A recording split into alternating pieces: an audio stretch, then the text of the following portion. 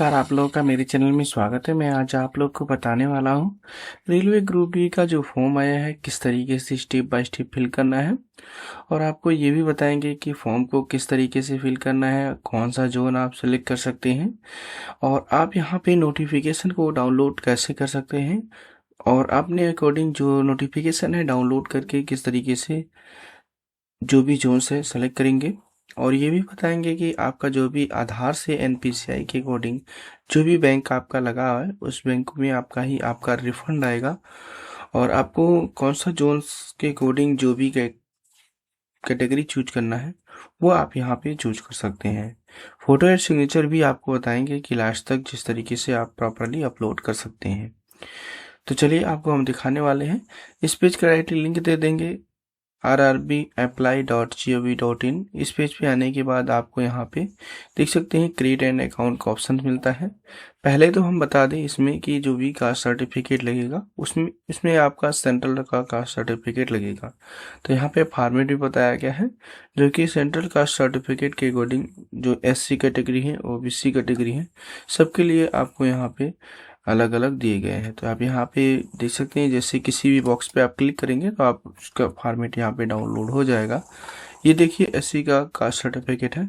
इसी तरीके से आप ओबीसी का भी कास्ट सर्टिफिकेट यहाँ पे देख सकते हैं, जो कि आपके स्टेट में आपके ज़िला में जो भी आपका कास्ट सर्टिफिकेट बनता है उसके अकॉर्डिंग आप कास्ट सर्टिफिकेट अप्लाई कर सकते हैं।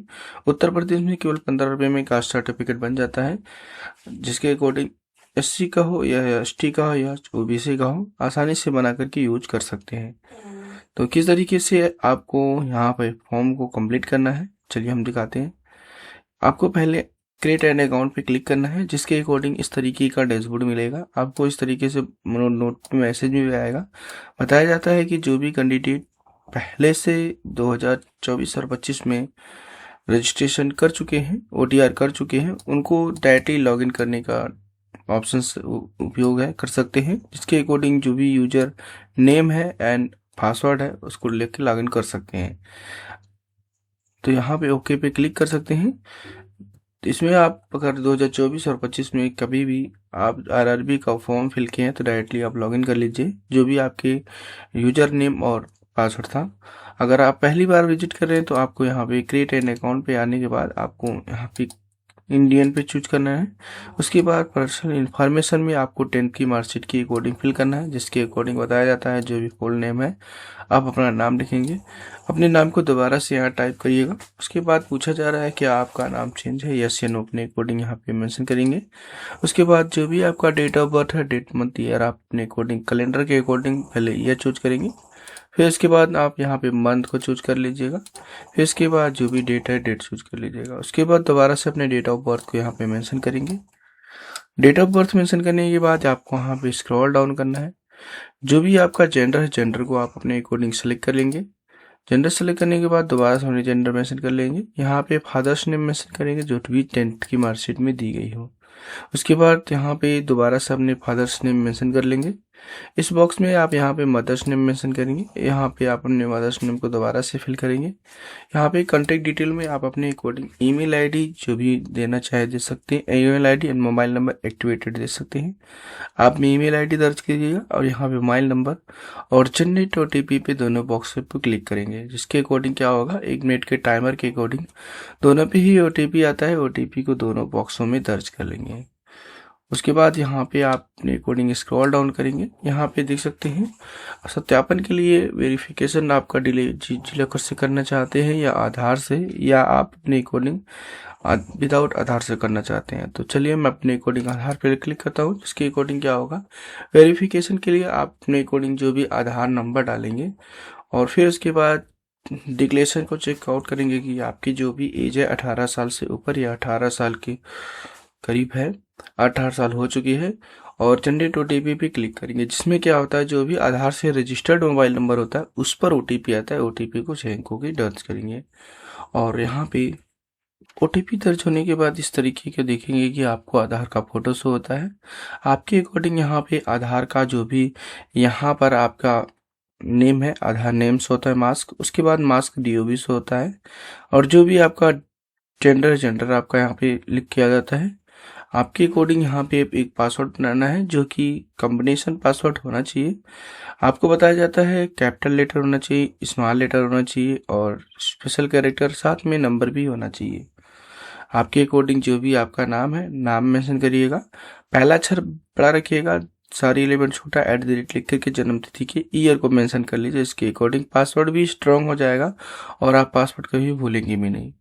दोबारा से अपने पासवर्ड को यहाँ पे मेंशन करिएगा और आई एम नॉट रोबोट पे क्लिक करेंगे। और जैसे ही क्लिक करेंगे आप यहाँ पे देखेंगे कि इस तरीके का डैशबोर्ड मिलेगा। थोड़ा सा हम यहाँ पे बैक कर लेते हैं इस तरीके का, और आपको अपने अकॉर्डिंग यहाँ पे डिटेल दिखाई जाती है। यहाँ पे आपको जो भी आपने डिटेल फिल किया था, पर्सनल इन्फॉर्मेशन, उसके बाद कॉन्टेक्ट डिटेल, उसके बाद आइडेंटिटी फॉर ऑथेंटिकेशन, यहाँ पे डिक्लेरेशन पे चेकआउट करेंगे, क्रिएट एन अकाउंट पे क्लिक करेंगे। जैसे क्लिक करेंगे आपको इस तरीके का मैसेज आता है कि एक बार अगर आप जो है अकाउंट क्रिएट कर लेते हैं तो जो भी मोबाइल नंबर और ईमेल आईडी आप दर्ज किए हैं उसे मॉडिफाई नहीं कर सकते हैं, और अपने डिटेल्स को एक ही बार आपको चांस दिया जाता है, जैसे नाम, पिता का नाम, डेट ऑफ बर्थ, एक ही बार मॉडिफाई का ऑप्शन दिया जाएगा। तो आप अपने अकॉर्डिंग प्रोसीड पे क्लिक करेंगे। OTR कंप्लीट होने के बाद इस तरीके का डैशबोर्ड पे चला जाएगा। अब यहाँ पे आपका OTR कंप्लीट हो चुका है। अब बात करते हैं लॉगिन करने के लिए 2 ऑप्शन है, जैसे कि login with Aadhaar, login with RRB account क्रेडिटराइज। तो चलिए हम लॉगिन विद आधार पे क्लिक करते हैं, जिसमें क्या होता है, जो भी आप रजिस्ट्रेशन करते हैं इसमें मोबाइल नंबर दर्ज किए तो मोबाइल नंबर को दर्ज करिएगा।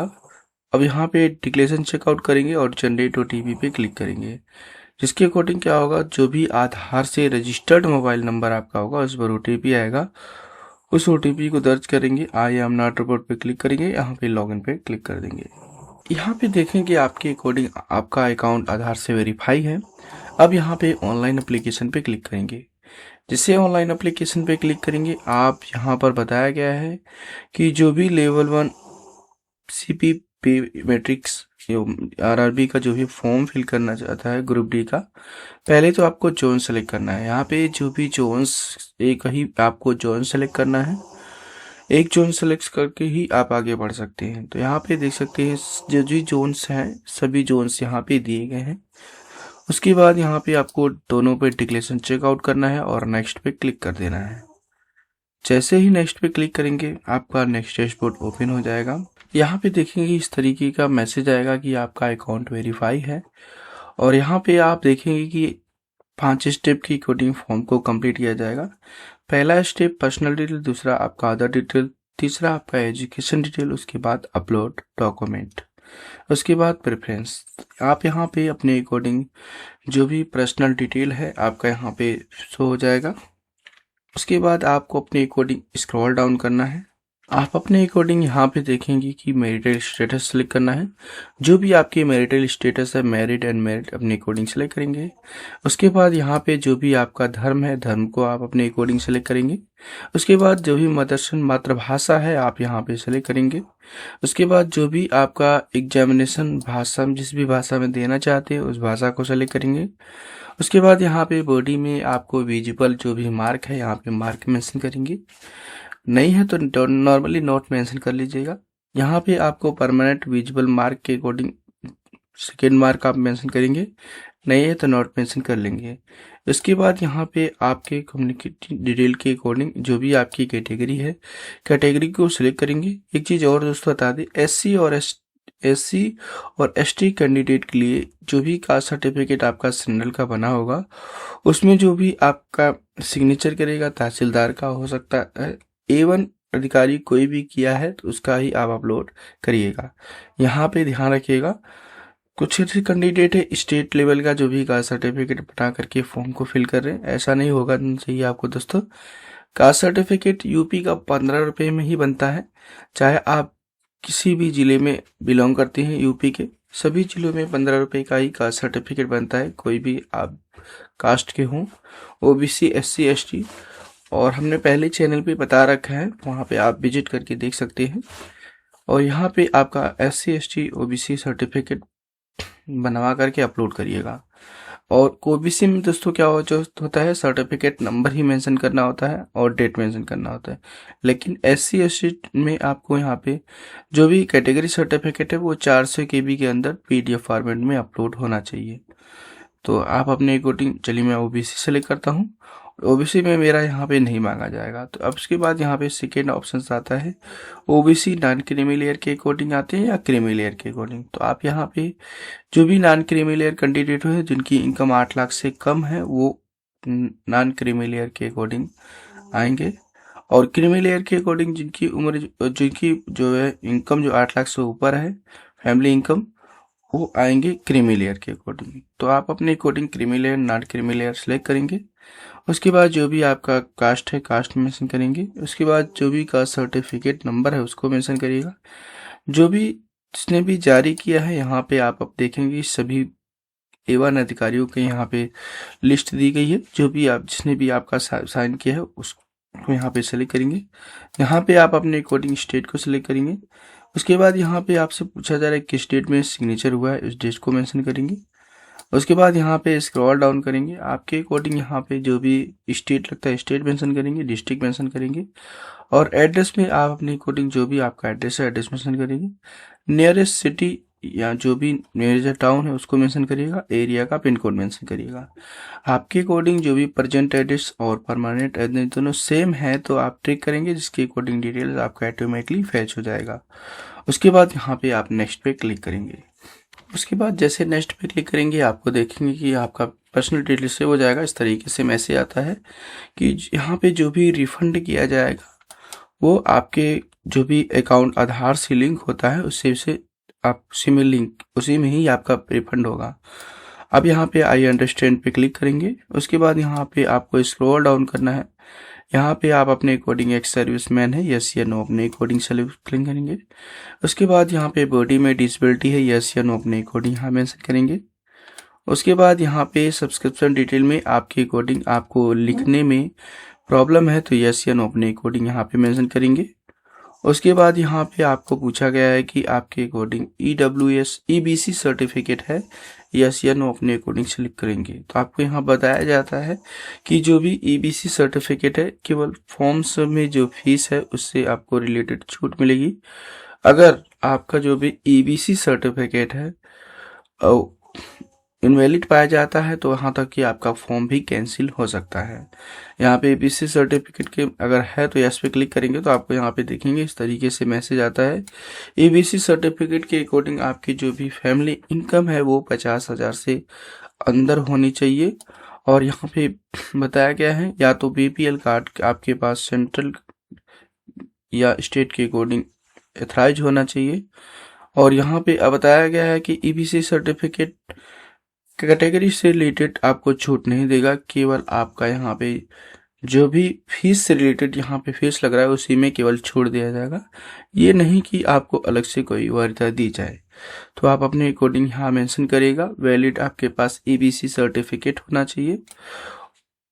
ओके, आप अपने अकॉर्डिंग अंडरस्टैंड पे क्लिक करके उसके बाद यहाँ पे जो भी आपका EBC सर्टिफिकेट आप मेंशन कर सकते हैं।